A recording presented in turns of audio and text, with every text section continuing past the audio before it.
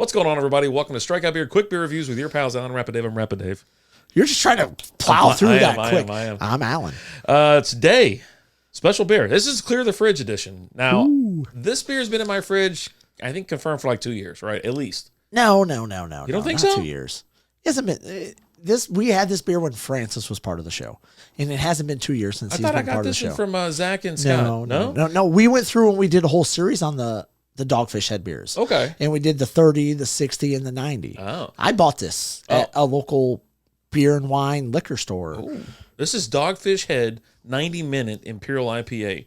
Yeah. Ooh, our continually hopped Imperial IPA. Is that what you have over there? No, I have something else. Well, let me go ahead and finish that. All right, Imperial IPA, whose powerful malt backbone stands up to extreme hopping rate for a pungent, not crushing, hop flavor. 9% alcohol by volume. Huh. What do you got? I have Esquire magazine calls our 90-minute IPA perhaps the best IPA in America. An Imperial IPA best savored from a snifter. 90-minute has a great malt backbone that stands up to the extreme hopping rate. 9% alcohol by volume, 90 IBUs. Ooh. Average score of 4.05 out of 357,592 reviews. So she gets around. She's been around. Like a record. Get around, up, round and round on the ground. So we've had this beer a while back. This is another, I guess, version or variation, or not a variation. Obviously, it's the same beer they say. They're continually brewing it, right? But yeah, no, this thing's been sitting in the fridge for a while. And it obviously, look at this, perked up perfectly. Good pour. Got a nice head on it. Golden nice color. I love the color on it. Yeah, nice golden color. A white, creamy. Smells hoppy. Oh, that's hoppy. This is like, we call this like the Kermit of beers. Very hoppy because he's a frog. Frog's hop. I like that. Oh, man. I like that a lot. Every bit of 90 IBUs. You think so? Wasn't that bad on mine? No. I love that. Mm-hmm. I love that bitterness that you get with it, with your IPAs. And I'll just go ahead and throw this out there. They're doing 90 IBUs, and they're not ashamed of it. Right. Whereas we've had beers where, again, we just had a beer that was like 70 IBUs.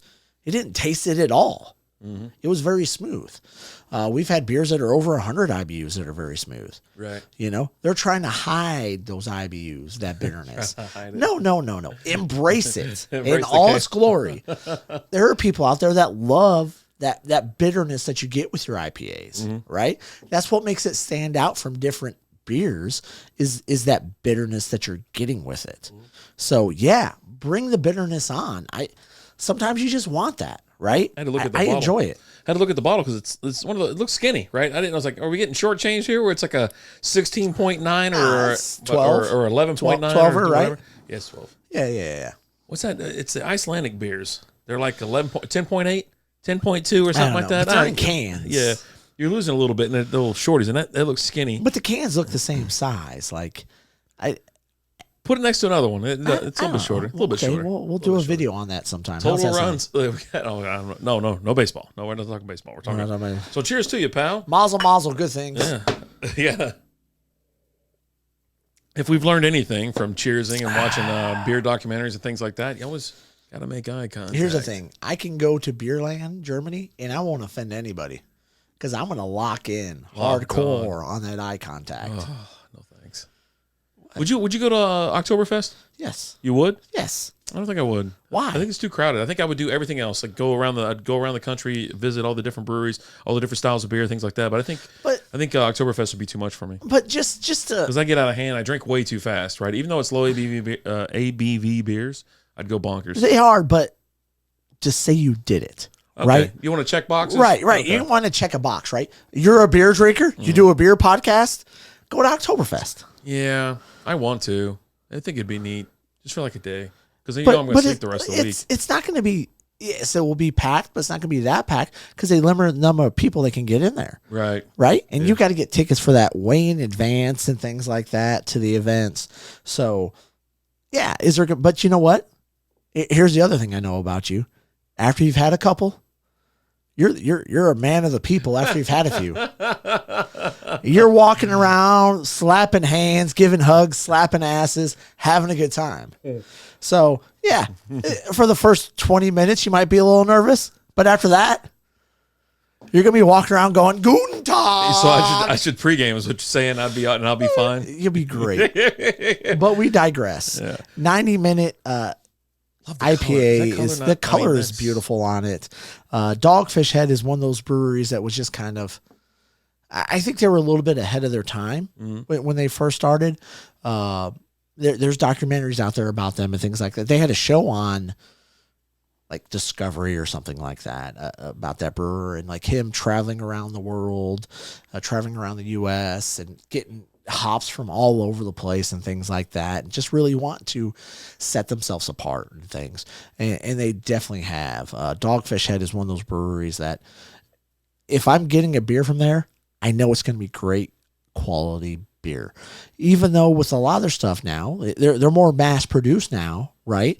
They're a lot bigger that you can get them anywhere here in the U.S., right? Yeah. It's not one of those breweries that you can only get in certain parts of the U.S. and things like that. You go anywhere in the U.S. and you can get their beer, but it's consistently good, consistently delicious, but not. It's not your Bud Light or your Budweiser or things like that, right? Yeah. It's almost kind of like a Sam Adams type, right? Sam Adams doesn't just produce, they got their Boston lager, but they also produce a lot of other different styles of beer.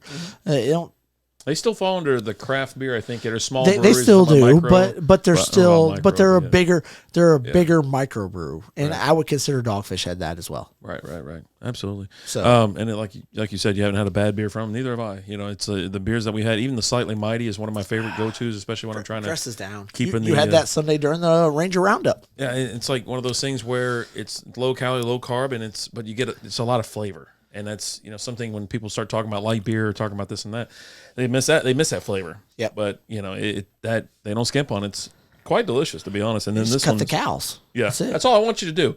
I just want less calories and less carbs. Yeah, more flavor. I'm in on less carbs. Yeah. I'm here for it. But this one right here, 4.05, right in line with that as far as a score with this.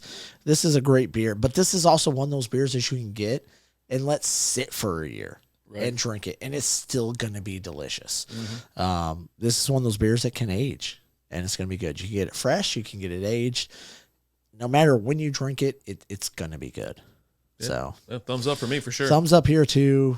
Thank you guys for watching. As always, I'm Alan. I'm Rapid Dave. Talk to you guys later. Deuces.